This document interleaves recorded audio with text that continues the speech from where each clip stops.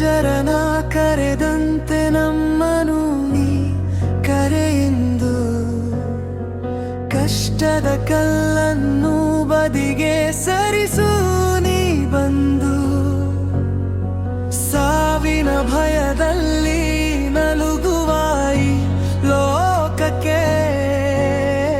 ಜೀವದ ಬೆಳಕನ್ನು ನೀಡುತ್ತ ಹರಸು ಈ ಕ್ಷಣಕ್ಕೆ